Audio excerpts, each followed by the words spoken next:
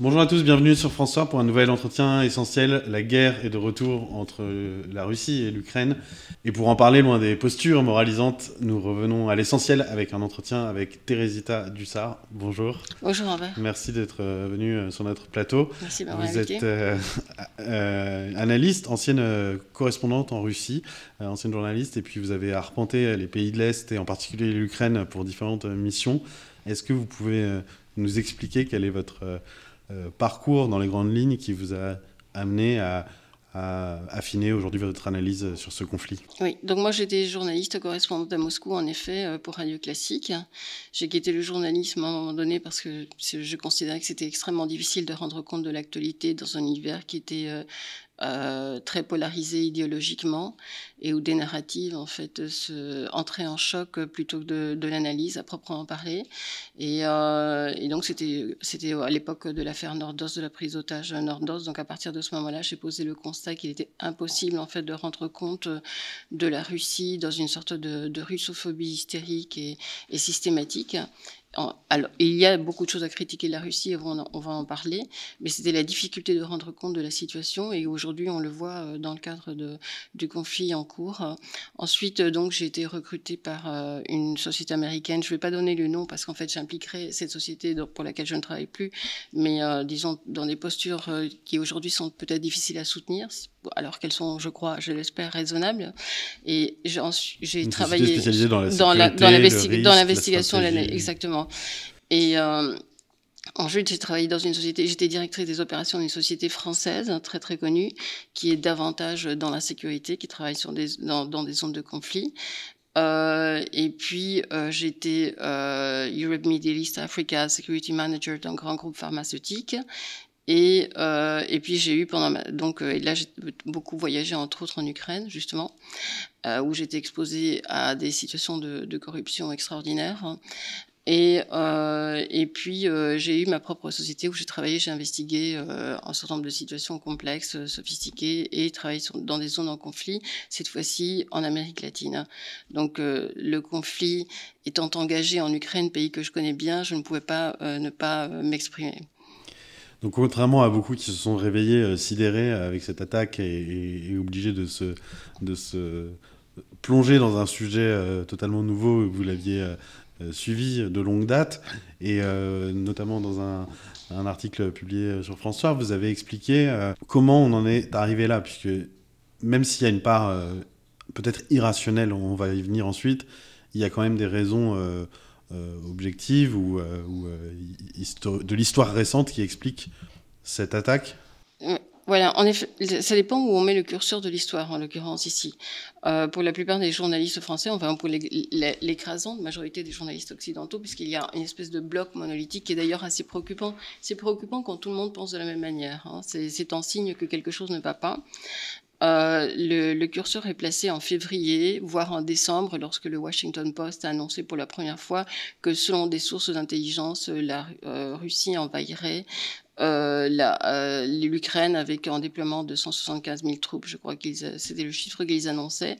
Et ensuite, on a vu, disons, ces effets d'annonce. La Russie envahira mercredi, la Russie envahira mardi, etc. Et en même temps, Sergei Lavrov ou Vladimir Poutine lui-même disant non, nous n'avons pas l'intention d'envahir. Mais pour ma part, en fait, en tant qu'analyste, je rejoins plutôt pour le coup, en fait, la posture russe, à savoir que le conflit a commencé en 2014. Le conflit a commencé à partir de 2014, au moment où l'Ukraine est devenue un sujet de diversion, en quelque sorte, pour les États-Unis, et un prétexte pour le déploiement de l'OTAN, pour rompre en quelque sorte un engagement qui avait été pris au moment de la perestroïka, qui était de dire, en fait, on n'approchera pas les troupes de l'OTAN aux portes de la Russie. C'était un engagement qui avait été pris et qui avait été... Il y a quand même des pays d'Europe de l'Est qui se sont progressivement attelés au train de l'OTAN, mais jusqu'à présent, on n'avait pas été jusqu'en Ukraine. À partir de 2014, en fait, ce tabou est rompu, et avec une espèce de narrative très importante qui vient s'installer, qui vient utiliser la manifestation de la place Maïden, qui n'était pas une manifestation au départ anti-russe, mais qui était une manifestation pour plus de démocratie et pour mettre fin au chaos institutionnel et pour mettre fin à la corruption, etc. Donc, à l'issue de ce conflit de la place Maïdan, ce conflit de 2014, en fait, avec où on est au bord, en fait, aussi, là aussi, d'une conflagration internationale, pardon, et se signent les accords de Minsk. Hein, donc, dont 2 accords, en fait. Donc, le premier stipule très clairement que sur la zone de Donbass, qui est en fait la zone en souffrance, la zone où vivent des russophones, sera proclamée en statut spécial. Ces zones se sont pour leur part en fait autoproclamées République indépendante de Donetsk et Lugansk. La Russie ne reconnaît pas à ce moment-là le statut de République en 2014. Donc, en fait, le curseur est passé à partir de 2014 parce que ce protocole qui était très simple à faire observer à l'Ukraine ne l'a jamais été. Donc en fait, on est dans une sorte de continuité de conflit larvé qui aujourd'hui a pris une forme totalement dramatique et où la Russie aussi joue en papier, en protagonisme dans certains niveaux d'irrationalité, il faut bien le dire.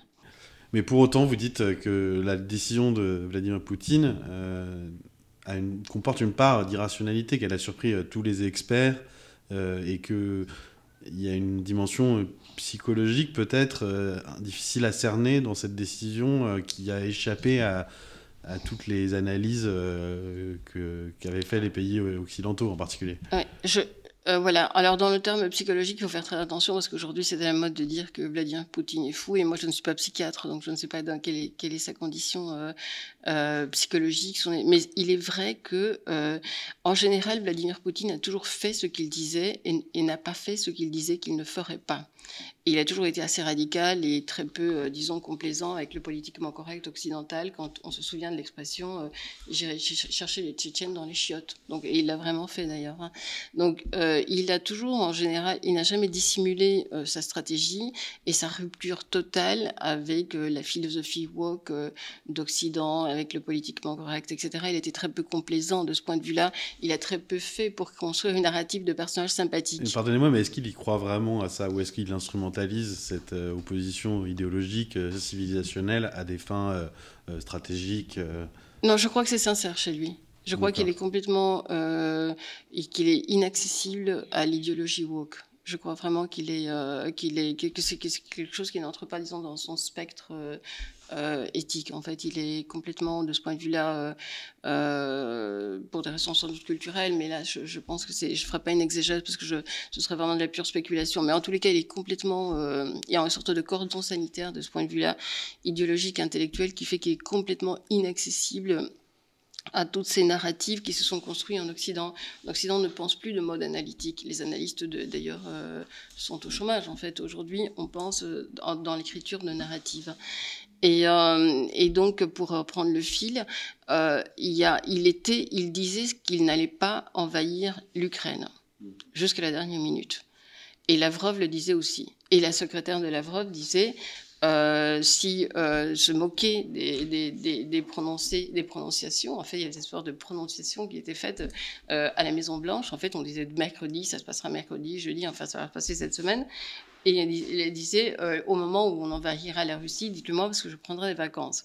Donc, ça avait l'air d'être quand même un peu trop affirmatif, en tenant compte, en fait, de la culture de communication qui a été la leur, que pour ne pas leur donner crédit. Et quand on parle avec les vrais experts, pas les experts de plateaux de télévision, de mass médias, etc., mais quand on parle avec les vrais experts de l'intérieur, ils avouent quand même avoir tous été surpris. Alors peut-être qu'il y avait une camade de personnes autour de Vladimir Poutine et de Sergueï Lavrov et de quelques-uns qu'ils savaient avant, mais dans la réalité que la plupart des experts. Donc la question est pourquoi est-ce qu'il l'a fait ? Donc de ce pourquoi on ne peut que spéculer. Et mon explication à moi, et j'assume la nature spéculative de cette explication, est qu'à un moment donné, il a senti au cours des différents entretiens qui précèdent l'invasion, puisqu'il s'agit bien d'une invasion, avec Olaf Scholz et Emmanuel Macron en particulier, il a conclu à l'idée qu'il était impossible de mettre sur la table des négociations, voire même sans parler de négociations, mais de mettre dans la table des conversations la question du Donbass et de la non-expansion de l'OTAN. Et il est vrai, en fait, que les deux États garants de l'accord de Minsk n'ont jamais prononcé au cours de ces 8 années le mot accord de Minsk. Et dans toutes les communications politiques que nous avons jusqu'à présent, la situation au moment où se déroule en fait le conflit des civils dans cette partie de l'Ukraine n'est jamais mentionnée. Donc il y a comme une espèce de tabou total qu'il est difficile de briser et dont on ne comprend pas en fait les tenants et les aboutissants. Oui, mais le constat d'échec qu'a fait Vladimir Poutine, en quoi était-il si imprévisible?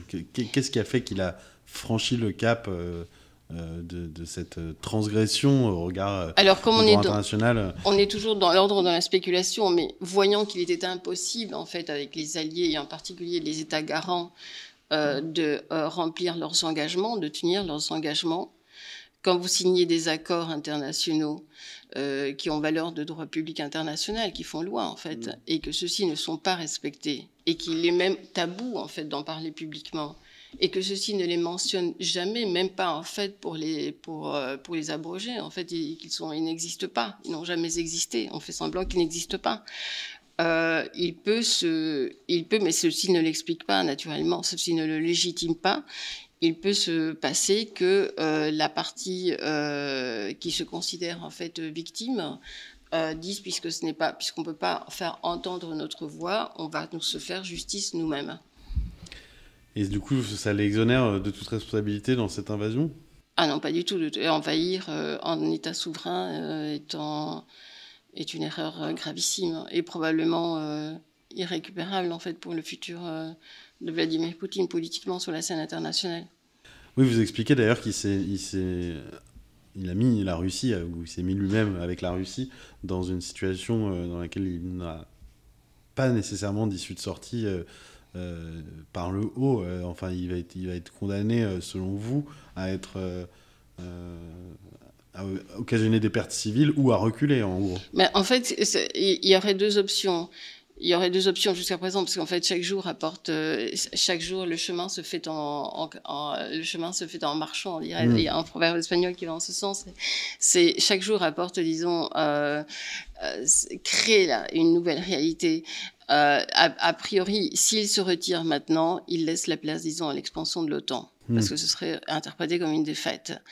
S'il reste chaque jour, qu'il reste donne lieu à des situations comme hier, par exemple, avec cette nuit, avec l'incident qui aurait pu se terminer en une tragédie ontologique autour de cette centrale nucléaire, ou avec des pertes de civils, etc., et avec le risque d'internationalisation du conflit. Donc, c'est une sorte de Zugzwang où, a priori, quoi qu'il fasse, il perd. Toutefois, pour l'instant, il n'est pas en train de perdre. C'est-à-dire qu'on voit qu'il se déploie avec énormément de prudence. Dans l'ensemble, il ne s'éloigne pas de ses frontières. Il ne s'éloigne pas des frontières de la Russie. Les troupes russes ne s'éloignent pas de la frontière de la Russie.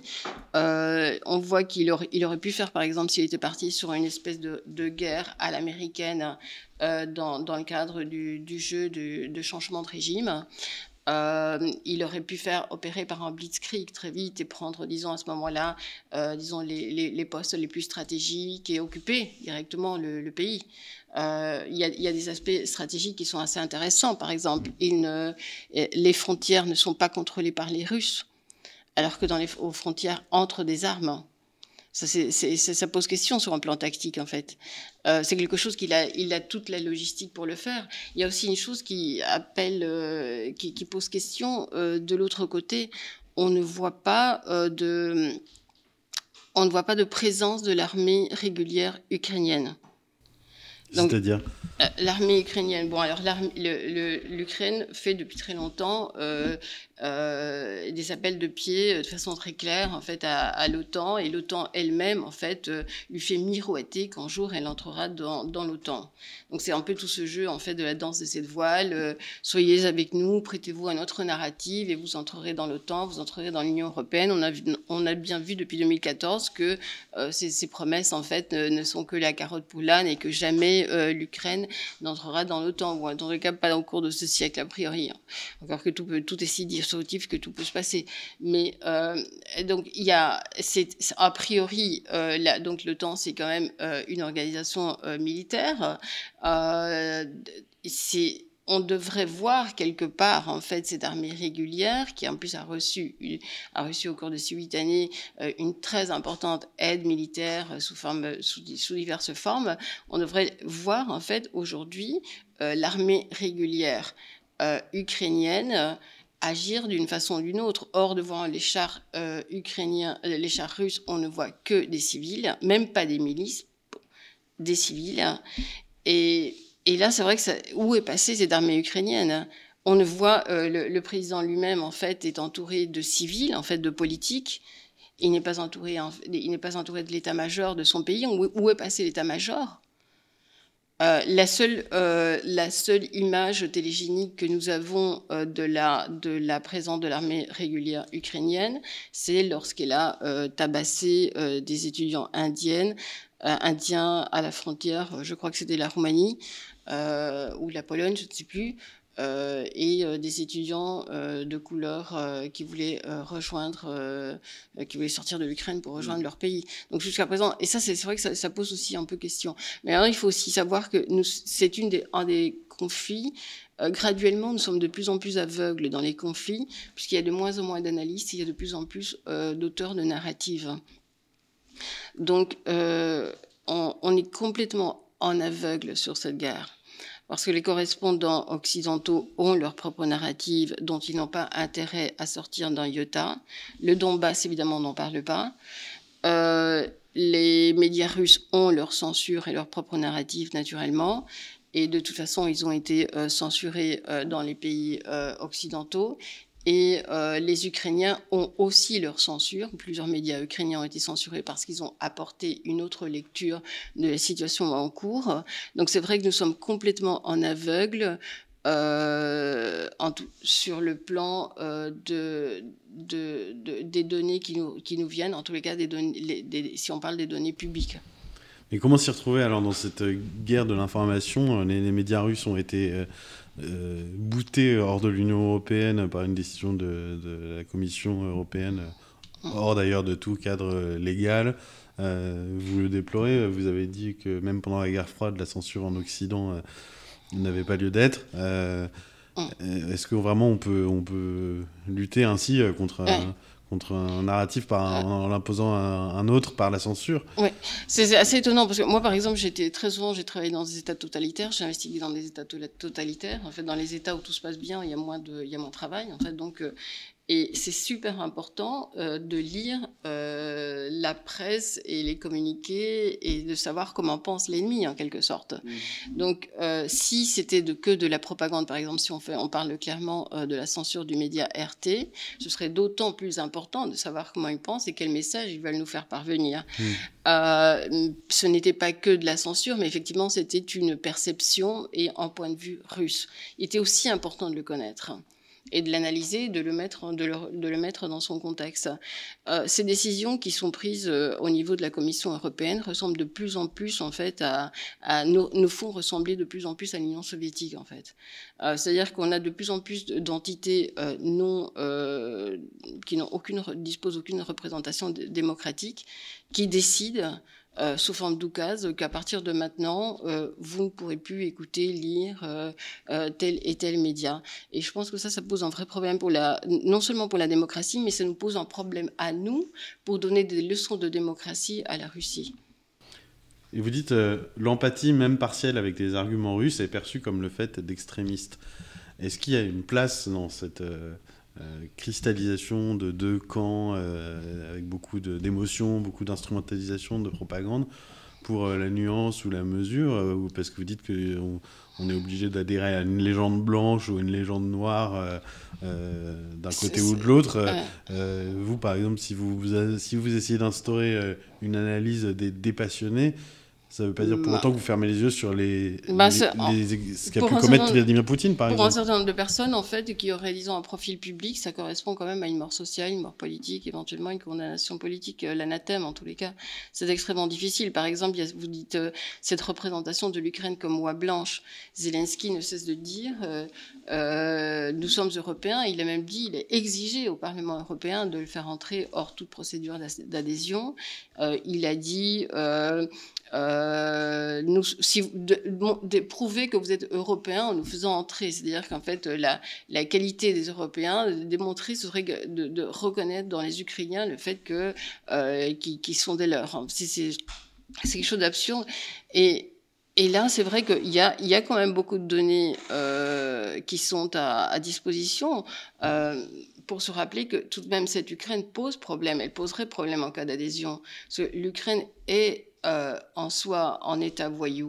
C'est peut-être choquant de le dire, mais avant d'entrer l'invasion d'ailleurs des troupes russes, aussi, selon la Russie a une histoire en fait de corruption et une histoire avec ses oligarques qui est très différente de l'histoire de l'Ukraine.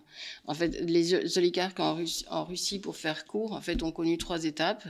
Donc, c'était les oligarques de la perestroïka où en fait Gorbatchev a autorisé un certain nombre de hauts fonctionnaires d'appareil-chic de prendre la main sur les avoirs industriels du pays et sa matière première pour garantir la pérennité des appareils-chic, post-soviétique.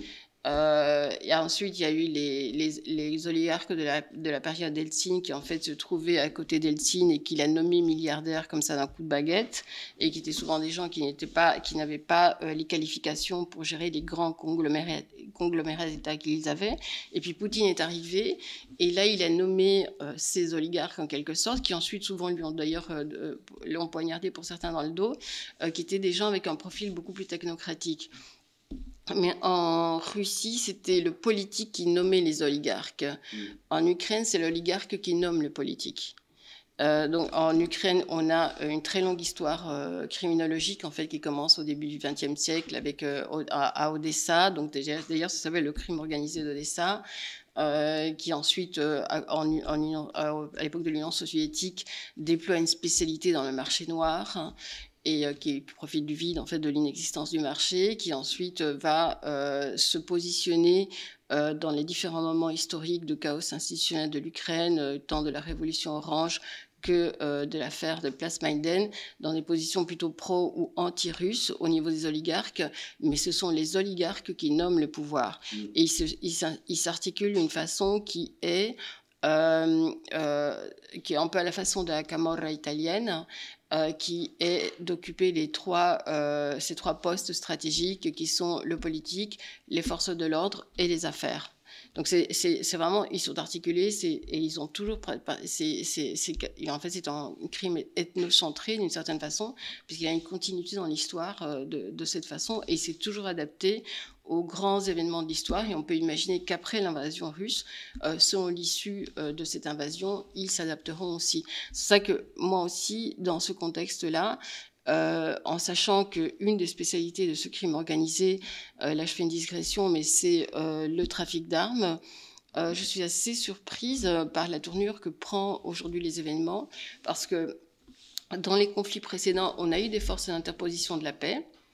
On a eu un certain nombre de configurations pour résister, disons, à une agression venue d'ailleurs. Mais là, ça prend une forme complètement paradigmatique, quelque chose qui ne s'est jamais fait, qui est en fait d'armer des civils avec de l'armement lourd, dont on sait qu'il termine, on peut imaginer en tous les cas qu'il terminera un jour dans d'autres conflits, dans d'autres régions du monde. Hein, donc c'est inconséquent de livrer des armes à un pays qui est l'Ukraine, au lieu du trafic d'armes et... Absolument. Et ça, en fait, ce sont tous les indicateurs en termes de crimes organisés situent l'Ukraine, disons, dans un des pays les plus dangereux de ce point de vue-là, comparable à l'Ouganda, on va dire, en termes d'indices de transparence, de corruption et de crimes organisés. Et j'en veux pour preuve, par exemple, le film L'Heure de War, avec, donc, en fait, réplique la vie d'un individu qui existe vraiment, qui est en trafiquant d'armes à Sierra Leone, qui est ukrainien, dans les trafics, dans les républiques balkaniques au cours des conflits qui se sont succédés à chaque fois. Toutes les parties en fait en conflit ont reçu des armes qui venaient d'Ukraine. Donc c'est une plaque tournante très importante, et d'avoir de façon indiscriminée et sans aucun type de contrôle ou d'organes qui viennent savoir qu'est-ce qu'on donne et à qui et dans quelles conditions, et en l'absence aussi de l'action de l'armée régulière ukrainienne, ça pose un peu la question de la responsabilité de l'Occident une fois de plus. Mais pour autant, peut-on ne pas choisir entre l'Ukraine et la Russie? Beaucoup disent,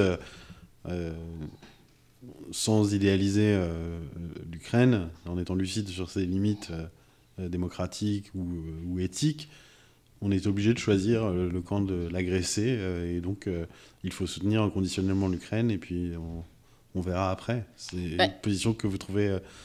La Russie ne pouvait pas se faire justice elle-même. Elle ne devait pas envahir l'Ukraine. L'Ukraine est un État souverain. La Russie ne devait pas se faire justice elle-même.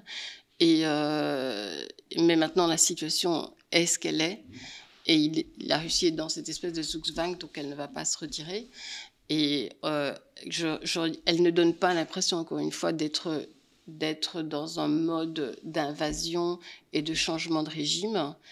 Mais c'est vrai qu'elle a menti une fois, donc elle peut mentir une deuxième fois, parce qu'elle avait dit qu'elle n'envahirait pas. C'est la première fois qu'elle ment sur le front international, mais elle l'a dit et donc elle dit on ne veut pas, on veut que Zelensky reste en place. Donc on ne sait pas exactement quelles sont ses intentions.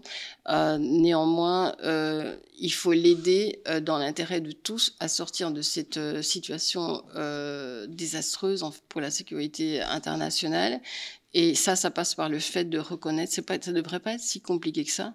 Ça passe par le fait de reconnaître qu'il y a effectivement une hécatombe, je ne sais pas si en génocide, mais une situation au regard des droits de l'homme dans le Donbass, qui d'ailleurs est épinglé par un rapport des Nations Unies sur la mission de monitoring des droits de l'homme en Ukraine, qui parle quand même de disparition, de viol, de toute une série d'exactions qui, si elles s'étaient commises dans un pays d'Amérique latine, dessineraient pour l'Ukraine un profil de terrorisme d'État. Donc, ce ne devrait pas être difficile de parler de la question du Donbass, et ça ne devrait pas être difficile de parler, de redonner des garanties sur la non-expansion de l'OTAN. L'OTAN, justement, suite à une réunion à Bruxelles, semble revenir à des positions plus diplomatiques que bellicistes. Est-ce que c'est compatible avec certains déploiements de troupes, comme l'a fait notamment la France en Roumanie? Est-ce qu'on peut négocier tout en donnant des signaux belliqueux, même peut-être préventifs? Pour négocier, il faut être dans une posture de neutralité. Pourquoi est-ce que les Suisses ont été très bons dans la négociation dans le reste du monde, et pourquoi est-ce qu'on les a fait intervenir à chaque fois qu'il y avait un conflit? C'est parce que leur neutralité était assurée. Alors parfois la neutralité c'est moche, parce qu'on dit on ne peut pas être neutre face à ce qui se passe, mais ça sert en tous les cas dans les négociations. C'est vrai que si vous déployez des troupes en Roumanie, et que ces troupes vous disent elles-mêmes qu'elles ne sont pas là pour distribuer des manteaux, donc c'est-à-dire qu'elles prennent une position belliqueuse, et qu'elles le prennent clairement face à la Russie, et qu'elles le disent, et que c'est dit au plus haut sommet de l'État, c'est très difficile de prendre son téléphone et de négocier. Donc, d'autant plus que c'est fait, et pire si c'est fait de façon préventive en fait, parce que donc si c'était fait d'une façon réactive face à une agression qui aurait été objectivement commise contre un pays de l'OTAN, ça se comprendrait, mais pour l'instant ce n'est pas le cas. Donc c'est très difficile, toute cette espèce d'esprit va-t-en-guerre, et en même temps dire on veut négocier. Pour l'instant, je crois que du point de vue occidental, on baisse un peu les décibels, parce que certaines parties occidentales sont peut-être, mais sans doute suis-je un peu ingénu, en train de se rendre compte que toute la narrative américaine, ce sont les Européens qui vont la payer. D'ailleurs, les Américains continuent à recevoir du pétrole russe. Nous ne pouvons pas en recevoir, nous sommes sanctionnés, mais les Américains peuvent toujours en recevoir. Donc nous allons payer comme nous avons payé en fait les printemps arabes. Nous l'avons payé sur notre territoire avec des attentats. À chaque aventure américaine, nous l'avons payée nous, et celle-ci aussi, nous allons la payer économiquement. Nous la payons déjà aujourd'hui avec l'enchérissement de l'énergie. Nous sortons d'une crise de 2 ans qui a aussi été une dystopie sanitaire, quelque chose de très particulier, toute une narrative que les historiens raconteront mieux que nous pouvons le faire nous, qui sommes encore un peu dedans. Mais et là, on a cette espèce de réchauffement de la guerre froide et de réchauffement de conflits interethniques pensés depuis Washington. Et ça me fait penser un peu à une phrase d'une ex-terroriste argentine qui disait, en envoyant ses troupes au combat, enfin en envoyant ses terroristes commettre des attentats, etc. Soyons courageux, allez-y. En fait, c'est un peu, il y a un peu cette idée d'ailleurs. Soyons courageux, mais payez-vous les Européens à chaque fois. Donc là, on a un conflit à nos portes sur notre territoire. Et je crois que tout ce climat, toute cette hystérie, toute cette narrative venue de Washington, je ne dis pas qu'elle arrive à bout parce qu'elle est trop forte, elle est soutenue par beaucoup trop de médias, mais peut-être que certains, à un moment donné, vont commencer à penser que le prix à payer pour tout ça est beaucoup trop cher. Et je veux aussi revenir sur la question des sanctions, parce que les sanctions, non seulement elles nous affectent nous, mais elles posent aussi la question de notre qualité démocratique. Parce que la sanction, les sanctions, c'est une mesure préventive, de droit préventif. Or, en démocratie, la justice se dit d'abord de façon contradictoire, mais elle se dit aussi de façon répressive. On est en train de saisir toute une série de biens, par exemple, qui font d'ailleurs à notre économie. Et est-ce que en temps normal, il faudrait s'assurer que ces biens ont été mal acquis, qu'ils ont été acquis par exemple par des faits de vente d'armes, des faits qui auraient fait qui seraient le produit de la commission de délits, de crimes, de lèse-humanité, etc., etc. Donc on est en train l'Union européenne prend des décisions pour censurer des médias, les exécutifs prennent des décisions pour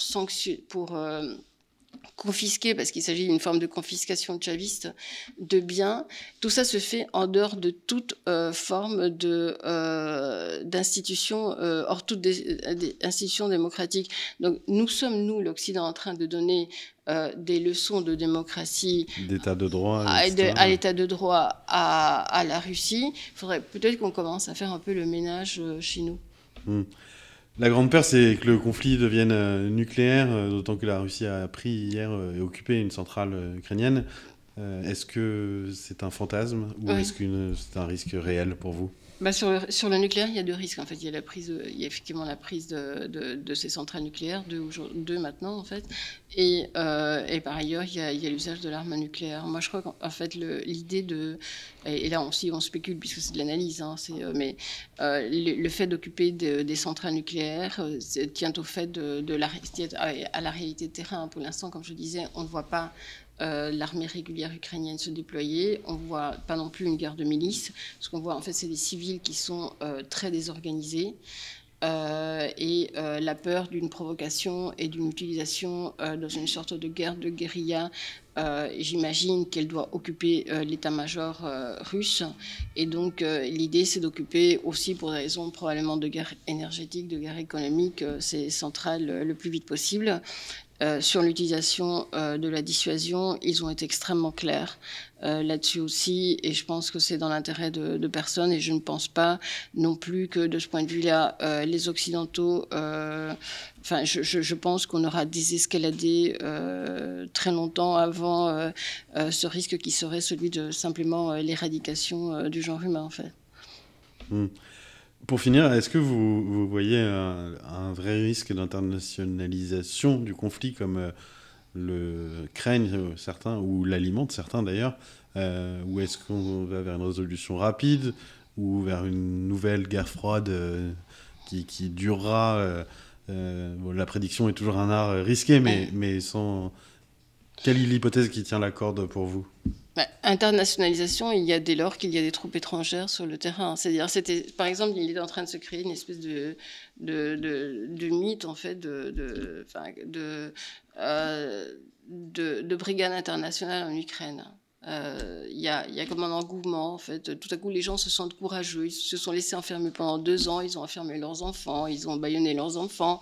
Ils ont fait toute une série de choses absolument couardes et hypocondriaques. Mais tout à coup, ils se sentent courageux. Ils vont aller faire la guerre en Ukraine. À partir du moment où il y a un civil étranger en Ukraine, et qu'il est adoubé et armé par son gouvernement, il y a internationalisation du conflit.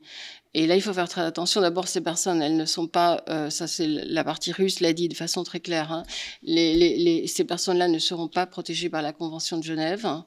En cas de prise de prisonniers ou en cas de blessure, etc.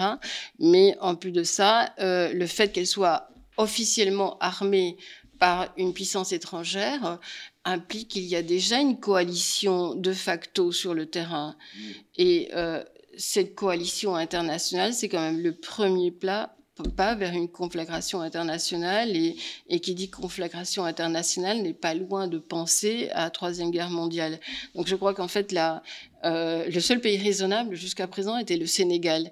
Parce que l'ambassade d'Ukraine sur sa page Facebook au Sénégal appelait, alors qu'ils sont super racistes, appelait des Sénégalais à aller combattre en Ukraine. Et là, ils ont dit non, ils ont interdit, en fait, ils ont fermé cette page Facebook. Ils ont dit non, nos civils sont interdits d'aller faire la guerre pour une puissance étrangère. Donc, on sait qu'en France, il y a des légionnaires ukrainiens qui ont voulu et qui ont été arrêtés à temps, heureusement, parce qu'ils partaient quand même... Le général commandant la Légion s'est exprimé très clairement à ce sujet. Exactement, parce qu'ils partaient quand même pour certains d'entre eux avec l'uniforme de la Légion étrangère. Donc là, il faut faire très attention parce que il faut faire attention à ne pas internationaliser, que ça reste en conflit entre l'Ukraine et la Russie. Et ça, c'est la responsabilité de l'Occident. Et ça, c'est la responsabilité de l'Occident d'essayer de résister à l'hystérie ambiante et de mettre un peu d'analyse et un peu de bon sens dans tout ceci. Ça ne devrait pas être très difficile. Encore une fois, il y a 2 questions sur la table qui sont les accords. Je crois que c'est protocoles qui ont une antériorité, donc une légitimité, c'est le protocole de Minsk et non-extension de l'OTAN. Ça ne devrait pas être si difficile que ça. Eh bien, espérons que l'avenir vous donne raison. Merci beaucoup, Thérèse Dussart, d'être venue pour cet entretien essentiel sur France Soir. Et puis, dans notre média qui est libre, autonome et indépendant, je le rappelle, de toute influence, nos lecteurs auront sûrement l'occasion de vous relire et vous entendre. Merci de m'avoir invité. Merci à tous d'avoir suivi cet entretien que vous pouvez relayer, partager, commenter. Et à bientôt sur francesoir.fr. Au revoir.